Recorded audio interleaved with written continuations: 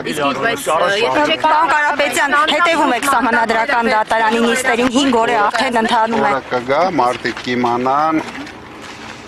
ով պետք է պայքարի, դե հիմա խնդրես չեք ասելու։ Պարոն Կարապետյան, 5 օր է հետենում եք սահմանադրական հարցազրույցին էլի վերածեք հարցն եք էլի։ Ընթանում են։ Պարոն Կարապետյան, հետևում եք սահմանադրական դատարանի նիստերին 5 օր է արդեն ընթանում է ձեր դիրքորոշումը, պատկերացումները, ակնկալիքները կարելի է իմանալ։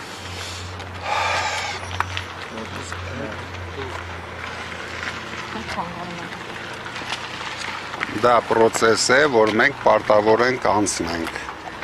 Վարդևանյան ամեն օր դուք տեսնում եք, ներկայացնում է մեր պահանջները, շատ լավ ներկայացնում է։ Դրա համար հիմա մենք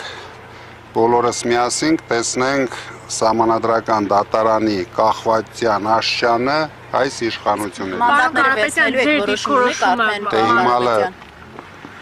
Իսկ անձամբ ձեր դիրքորոշումը Սահմանադրական դատարանը ես վստահ եմ հնարավորություն ունի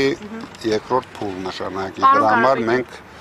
այդ հնարավորությանը սպասում ենք։ Անձամբ ձեր դիրքորոշումը մանդատները վերցնել չվերցնելու վերաբերյալ ոչ թե ընդհանուր ժողովրդի հետ հասկանալ դուք։ Անձամբ իմ դիրքորոշումը ամենաճիշտն է լինելու, դուք մի անհանգստացեք։ Բայց վերցնել թե չվերցնել, հույսը ձեր որտեղից, որ սահմանադրական դատարանը երկրորդ